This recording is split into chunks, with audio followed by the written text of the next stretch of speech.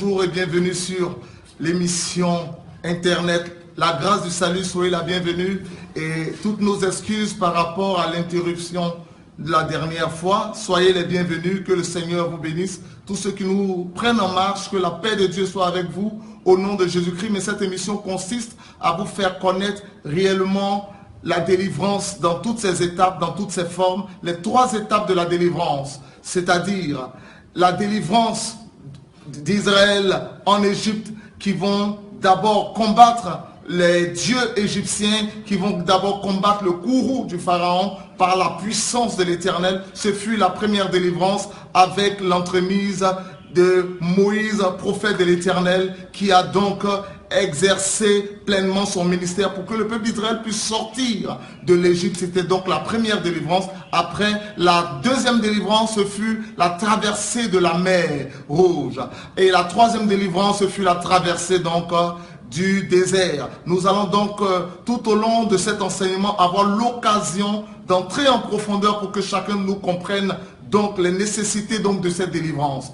Donc, mais j'aimerais pas poursuivre en parlant des 3 étapes en même temps. Je prendrai l'occasion, je prendrai sur moi la possibilité de parler de la première étape, la première partie de la délivrance, c'est la sortie de l'Égypte qui consiste à libérer une personne des entités démoniaques. De quoi il s'agit-il? Il s'agit d'abord que Dieu va d'abord attaquer tous les dieux égyptiens, selon Exode le chapitre 12, le verset 12, où Dieu dit: je passerai et je frapperai les dieux égyptiens. C'est une question spirituelle. Apparemment, tous ceux qui voyaient cette situation pouvaient dire que c'était la puissance militaire de l'Égypte qui mettait Israël encore en captivité. Je ne sais pas si un seul pays africain a plus de 100 ans d'existence, mais le peuple d'Israël a fait plus de 430 ans sous l'égide et la domination du pharaon, d'alors le pharaon égyptien.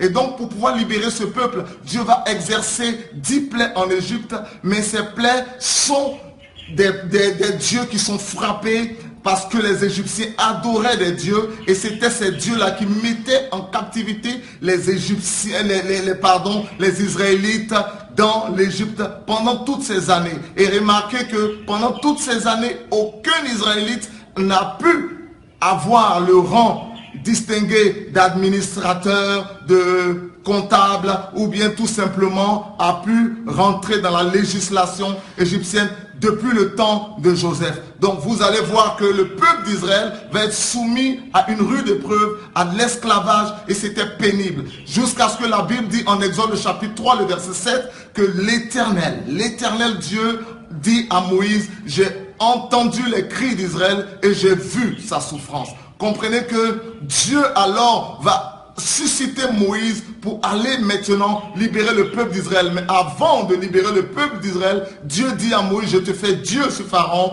Pourquoi? Parce que c'est une question d'abord spirituelle. Et la Bible déclare que les concernés même vont recevoir Moïse, et Moïse va leur donner la révélation, juste de dire que sans notre volonté, Dieu ne peut rien faire. Dieu a toute la puissance, Dieu a toute la compétence. La Bible déclare qu'avant de guérir l'aveugle Bartimée, Jésus-Christ de Nazareth va lui poser la question de savoir: que veux-tu que je fasse pour toi?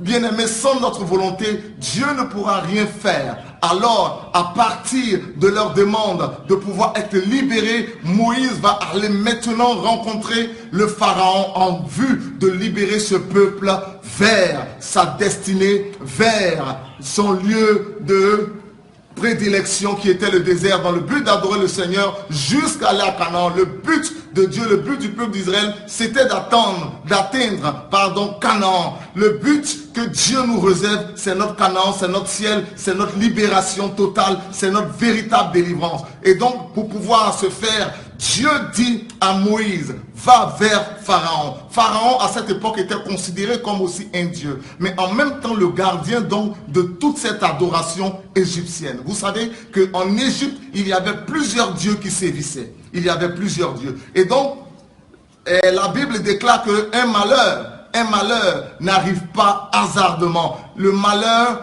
atteint souvent le juste, mais l'Éternel l'en délivre toujours. Cela sous-entend que quand le malheur vient, il est soumis à un esprit.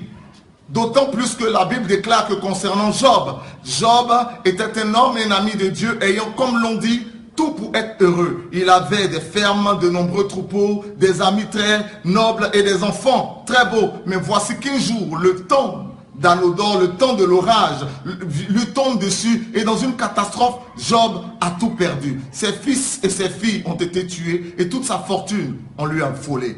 Alors Job va se retrouver dans une situation exécrable, une situation très difficile, une situation délétère. Alors ses amis qui ne savaient pas ce qui se passait vont certainement dire que Job a été maudit. Sa femme même va jusqu'à dire « maudit ton Dieu et meurt ». Alors la question qui revient et qui reste à se poser, le malheur.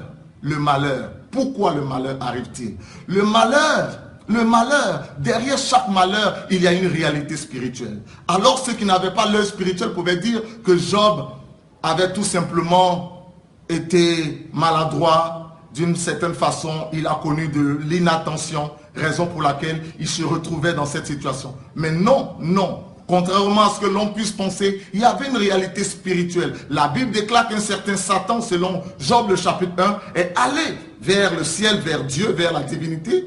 Et il a demandé, donc d'une manière implicite, que Dieu permette que Job soit frappé. Parce que selon lui, Job, dans toute cette gloire, ne pouvait qu'adorer Dieu. Mais si Dieu permettait qu'on lui enlève tout ceci et tout cela, il allait donc renier Dieu. Donc cette réalité spirituelle a permis à Job de connaître le malheur, a permis à Job de connaître la souffrance. La Bible déclare que jusqu'à ce que sa peau soit frappée d'un ulcère malin et des chiens même venaient lécher ses plaies. Et vous comprenez dans quelle situation de dénuement Job pouvait se retrouver. Le malheur n'arrive pas simplement. Et je suis en train de dire que toutes ces années, 430 ans que le peuple d'Israël a vécu en Égypte, c'était parce qu'il y avait des influences spirituelles, mystiques, provenant de l'Égypte pour les asservir. Vous comprenez que le peuple d'Israël est sorti de Joseph. Joseph était un gouverneur. Donc ses descendants ne pouvaient pas être esclaves. Regardez, l'on appelle Bartimée le fils de Timée, qui veut dire,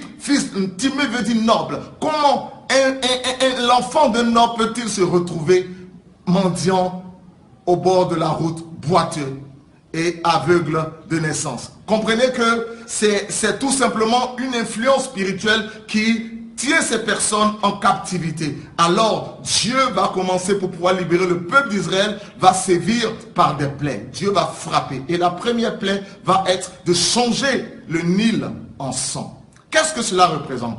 Vous savez que l'Égypte est un pays désertique et dans ce désert, il y a donc ce fleuve appelé le Nil où règne bon nombre de crocodiles. Les crocodiles les plus puissants d'Afrique sont dans ce Nil. Et vous comprenez que Exode le chapitre 1, le verset 22, le pharaon d'Égypte va demander implicitement qu'on puisse jeter les nouveaux-nés, ces bébés mâles et hébreux, dans le Nil pour pouvoir donc servir d'adoration, d'immolation, de rituel à ces dieux égyptiens. Vous comprenez que c'est dans ce même Nil que Moïse aussi a été jeté. Mais grâce à Dieu, il n'est pas mort. Et c'est ce même Moïse qui est entré finalement dans la cour royale et il est devenu membre de la famille royale jusqu'à ce qu'il grandisse. Comprenez que c'était donc un lieu que les Égyptiens adoraient. Et ils adoraient le dieu Apis qui était donc le dieu protecteur de ce Nil et à côté duquel il y avait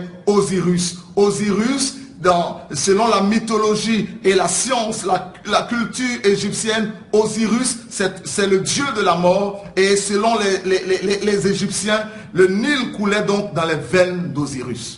Tout simplement pour dire que plusieurs personnes, des familles entières, peuvent se retrouver en captivité dans un esprit de mort. Vous voyez souvent, il vous arrive parfois de voir des esprits de mort en rêve, juste dans le but de vous maintenir en captivité, vous rendre malade. Il y a des personnes qui qui ne peuvent que tomber malades d'une manière incessante. Et cela devient récurrent, cela devient général. Et donc, voyez que les Hébreux étaient donc sous la captivité en esclavage de ces Égyptiens pendant plus de 430 ans. Et c'était eux qui mouraient, c'était eux qui tombaient malades, c'était eux qui subissaient donc de lourdes corvées pour les Égyptiens. Vous voyez, donc, ces Hébreux-là ne pouvaient que crier à Dieu, ne pouvaient que pleurer, demander à Dieu véritable délivrance. Parce que ce Dieu était un Dieu esprit de mort que les Égyptiens adoraient. C'était cette influence donc qui sévissait sur les enfants d'Israël afin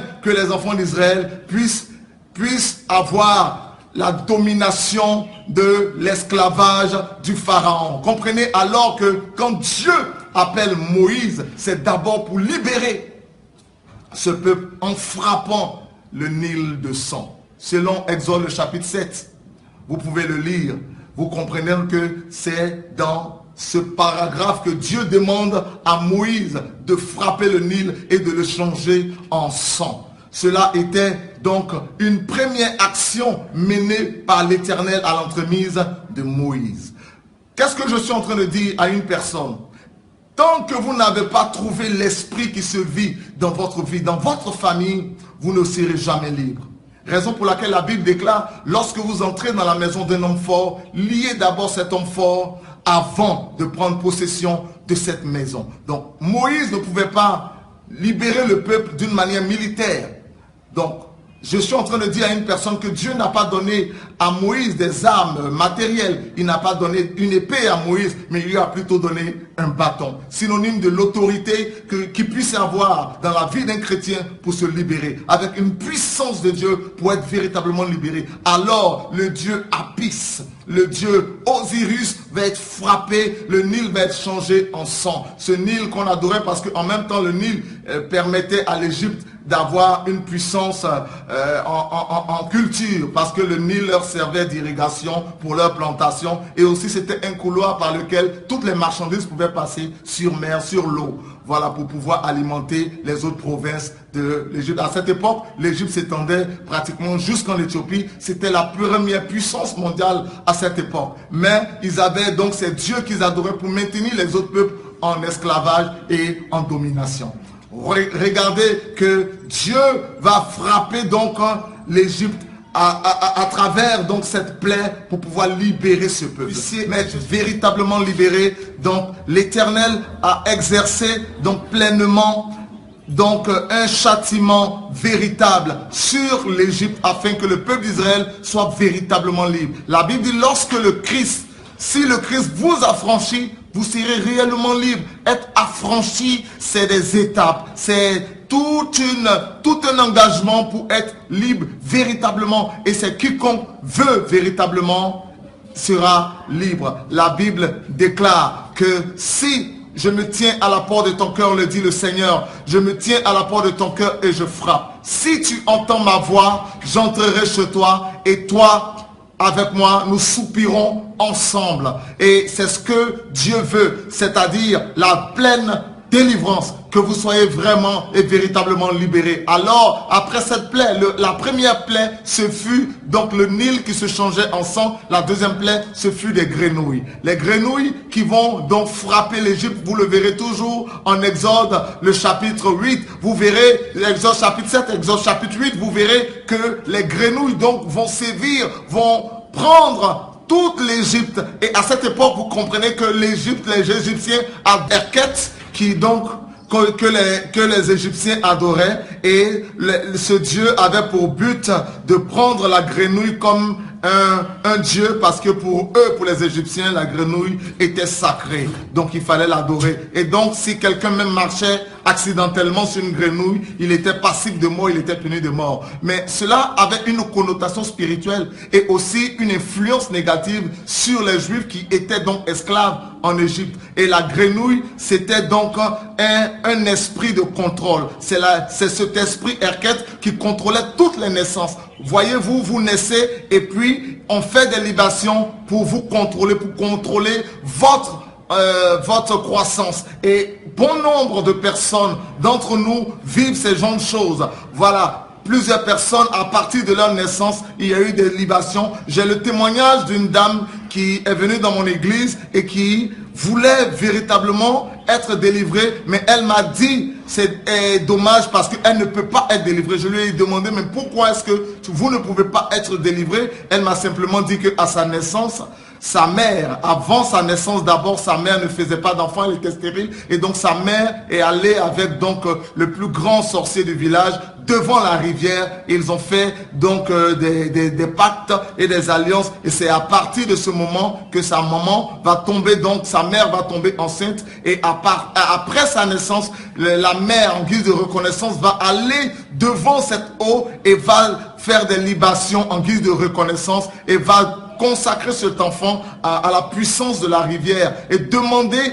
à cet esprit, ce Dieu de la rivière, ce démon déchu, de pouvoir donc garder et surveiller cet enfant. Donc à partir de cette alliance, elle a grandi, mais dans l'alliance, elle n'avait pas le droit de se marier, comprenez-vous? Et cette dame avait tout ce qu'elle voulait, elle avait tous les hommes, les grands hommes qu'elle pouvait, elle avait une puissance de séduction pour pouvoir avoir tous les hommes qu'elle voulait, mais elle ne pouvait pas se marier parce qu'elle était donc sous le contrôle de cet esprit. Et j'ai vraiment, avec le plaidoyer, avec la parole qui l'a convaincue, et elle a été délivrée. Mais je vous assure que lorsqu'elle a été délivrée, sa vie a véritablement changé et elle est aujourd'hui servante de l'Éternel. Je bénis Dieu pour elle et si elle m'entend, je la salue au passage. Sois bénie ma fille, tu es bénie pour toujours. La délivrance a fait du bien à cette dame qui a été véritablement délivrée, elle et sa fille, parce que son enfant aussi était dans cette influence négative. Donc Eket manifestait donc un contrôle sur toutes les naissances. Raison pour laquelle la Bible déclare que le peuple d'Israël était en esclavage, parce que voyez-vous, vous naissez et vous ne pouvez pas devenir quelqu'un dans la vie parce que vous êtes né esclave et vous devez mourir esclave. 430 ans, ce peuple était en esclavage. Bon nombre de familles aujourd'hui, quand nous regardons, nous voyons que dans une telle famille, tout le monde ne peut pas réussir. Tout le monde ne peut pas dépasser un certain seuil parce qu'il y a un contrôle spirituel sur la vie de cette famille. Il y a un problème dans la famille et c'était ce qui se passait en Égypte et dans la vie des enfants d'Israël. Si vous vivez ce genre de choses, n'hésitez pas à nous contacter en vue de délivrance parce que le but de Dieu, c'est que vous puissiez parvenir à la véritable délivrance. La liberté n'a pas de prix. Il y a des pays qui ont pour sigle la liberté, c'est le synonyme de la délivrance. Notamment la France, les États-Unis et toutes les grandes puissances aujourd'hui ont pour sigle la liberté parce que la liberté n'a pas de prix. Mon frère, bats-toi, ma soeur, bats-toi pour que véritablement tu puisses avoir cette liberté.